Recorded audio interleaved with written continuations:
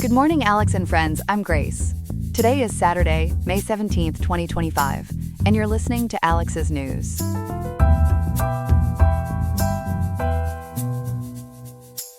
The weather in Riverside today calls for a high of 63.5 degrees and a low of 56.6, making for a mild day, perfect for getting out if you have a light jacket.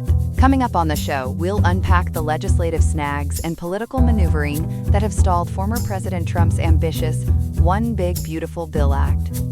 Then, we shift focus to the Golden State, exploring the critical reasons why California's groundbreaking artificial intelligence protections are now in serious jeopardy, and what that could mean for the future of AI regulation. All this and more coming up on Alex's News. Stay tuned.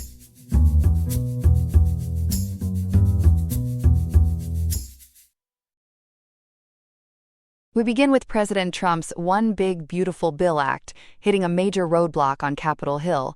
For more, here's our political reporter, Ethan. Ethan, this bill isn't quite living up to its beautiful name for some. That's right, Grace. The massive 1,116-page bill failed in the House Budget Committee.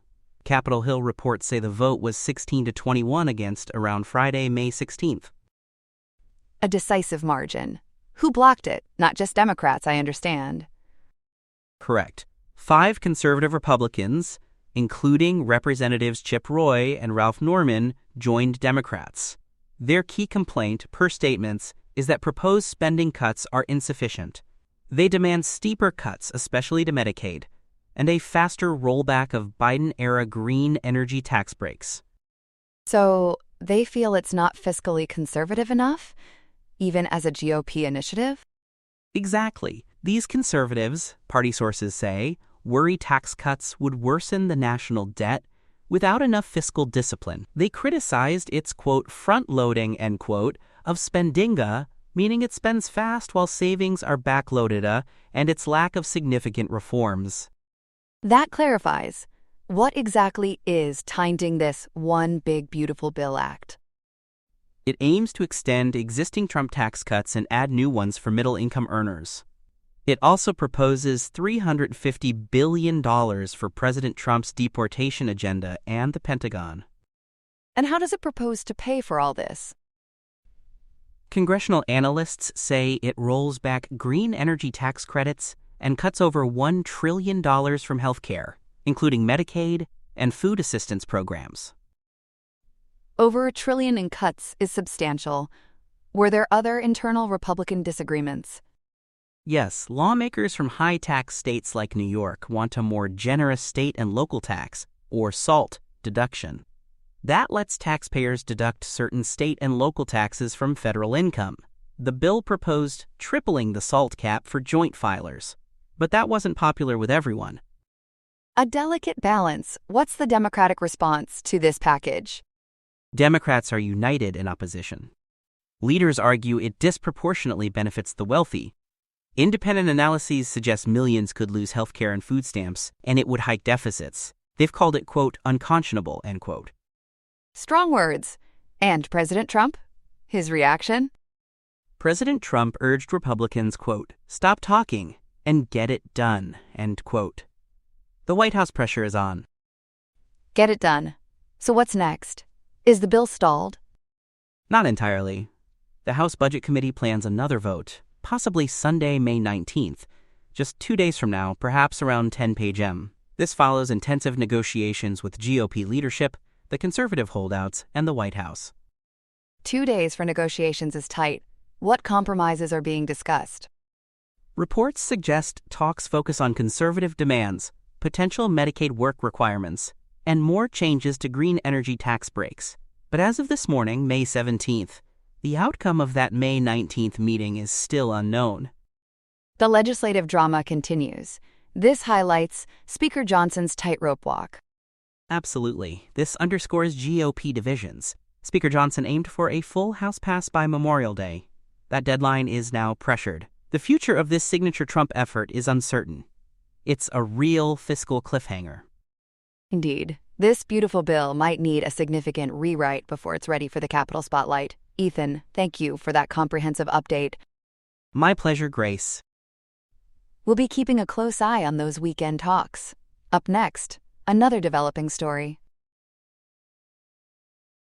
And for our second story this morning, it seems the Golden State might be losing some of its shine when it comes to artificial intelligence protections. We have our tech policy reporter Chloe here to break down what's happening. Chloe, what's this I hear about California's AI rules potentially being unplugged by federal action? Indeed, Grace. There's a significant federal bill advancing in the U.S. Congress, primarily pushed by House Republicans, that could put a long pause on California's ability to regulate artificial intelligence. It's a proposed 10-year moratorium on state-level AI regulations. A 10-year moratorium? That sounds like a pretty long time in the fast-moving world of AI. Can you tell us more about this bill and how it came about? Absolutely. According to Perplexity API, this moratorium provision was advanced by the House Energy and Commerce Committee just this past Wednesday, May 14th, as part of a larger budget reconciliation bill. The vote, as reported, was 29 to 24, largely along party lines, with Democrats united in opposition.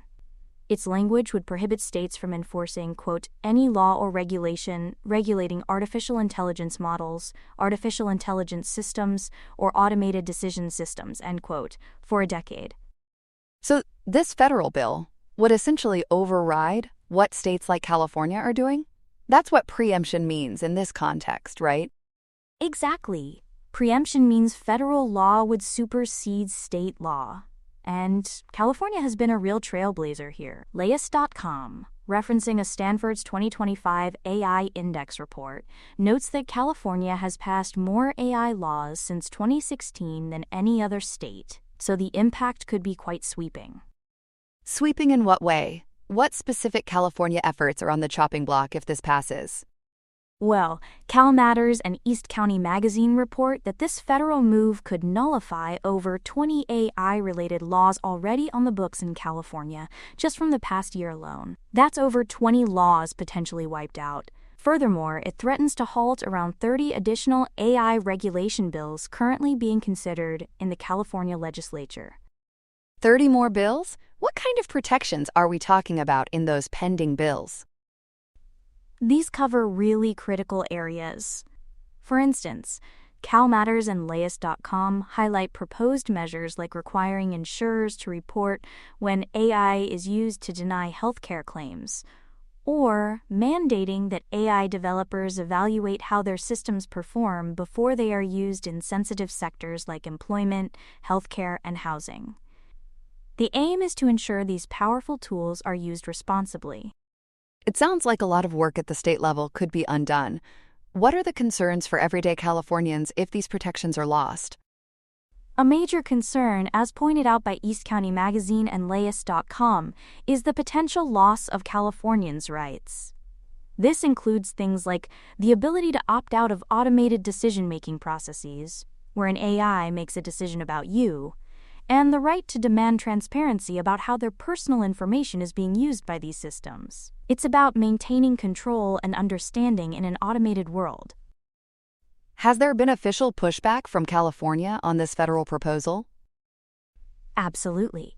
The California Privacy Protection Agency, or CPPA, has voiced strong opposition. East County Magazine and Layus.com reported that the CPPA warned Congress that this 10-year moratorium is not just a California issue. It could strip millions of Americans of existing protections, including those established by voter-approved initiatives in various states. And it is not just California. Layus.com, via a Reddit post, mentioned lawmakers from 45 states have considered nearly 600 AI bills this year, showing broad interest. So if there is such widespread state-level activity, what is the dynamic in Congress? You mentioned Democrats oppose the committee vote. That's correct. Perplexity API reports that Representative Frank Pallone from New Jersey attempted to remove the moratorium language through an amendment during the committee markup, but that effort was rejected. Representative Jan Schakowsky, who is the ranking member of a key subcommittee, also voiced fears, noted by Perplexity API that this moratorium could essentially give AI companies a free pass to ignore consumer protections and could even facilitate the spread of deepfakes. It is a real digital dilemma. With such strong concerns, what is the argument from the proponents of this federal preemption? Why do they feel a national approach is better? The House Energy and Commerce Committee Republicans who advanced the bill argue for a nationwide approach for a few key reasons. According to Perplexity API, they argue a uniform federal framework ensures consistency, avoiding a, quote, patchwork, end quote, of differing state laws. They also suggest it promotes innovation by simplifying rules for AI development and deployment. Are there any alternative federal AI bills being discussed, perhaps bipartisan ones? And what is the stance of the big tech companies on this preemption proposal? They must have an opinion. Interestingly, Perplexity API indicates no prominent bipartisan or Democrat-led comprehensive federal AI legislative efforts are currently advancing as an alternative. As for big tech, Perplexity API reported today, May 17th, a notable silence. No specific public reactions or official statements have been documented from major players like Google, Microsoft, Meta, or OpenAI concerning this particular federal preemption proposal. So what is the next step for this bill? Where does it go from here, and what are its chances? Having passed the House Energy and Commerce Committee, the Budget Reconciliation Bill, which includes this AI moratorium, now moves to the full House of Representatives for consideration, as detailed by Perplexity API. If it passes the House, it would then need to be reconciled with any Senate version, which could be tricky. Given the strong Democratic opposition and the concerns voiced by states, the bill might face significant hurdles. If it navigates both chambers, it would then go to the president. It's a legislative path with significant hurdles and major implications. Indeed, it sounds like the future of AI regulation is itself a bit of an unknown algorithm right now. Chloe, thank you for decrypting that complex situation for us. My pleasure, Grace. Here are some other headlines. The Eurovision Song Contest 2025 Grand Final took place May 17th in Basel, Switzerland, at St. Jakobschale, hosted by Hazel Brugger, Michelle Hunziker, and Sandra Studer. 26 of 37 nations competed, with voting via televotes, online input from the rest of the world, and national juries. Norway's Kyle Alessandro opened. Favorites included KAJ from Sweden, with Bara Bada Bastu, who ultimately topped the audience poll. The event, themed on unity in music, faced controversy over Israel's participation, leading to some pro-Palestinian protests. In Spain, Madrid-S Adolfo Suárez Madrid-Barajas Airport faces a homelessness crisis due to severe housing shortages and escalating rental costs. Hundreds are sheltering in airport terminals, notably Terminal 4, with little formal aid and reported political inaction.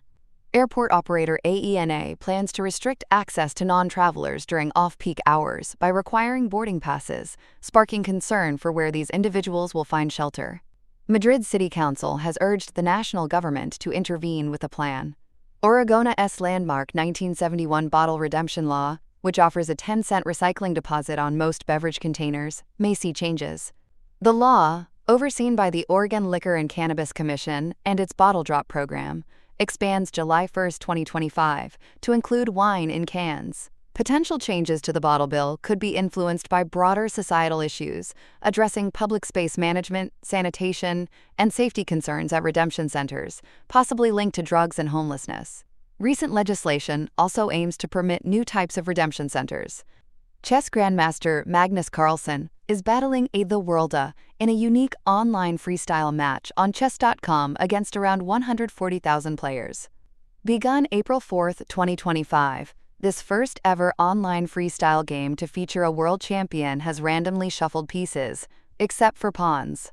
The world team's cautious, solid play has led Carlsen to admit a high chance of a draw, possibly by perpetual check if his king is checked 3 times, showcasing collaborative online strategy. And finally, the Catholic tradition of praying to the Virgin Mary. This veneration of Mary, as the mother of Jesus, has biblical roots and early visual depictions in 2nd century Roman catacombs. The Council of Ephesus in 431 AD officially recognized Mary as Theotokos, Mother of God, significantly boosting her veneration. By the medieval period, titles like Queen of Heaven and prayers such as the Hail Mary became common. Popes have historically encouraged this devotion, viewing Mary as an important mediator, with practices including prayer, art, music, and pilgrimages to Marian shrines. That's all we have for now. Today's episode was made by Alexander King, with Claude Sonnet 3.7, Gemini Pro 2.5 Experimental, Gemini Flash 2.0, Perplexity Sonar Pro, and Google Cloud Text-to-Speech. I hope you have a great day. I'll see you tomorrow, Alex.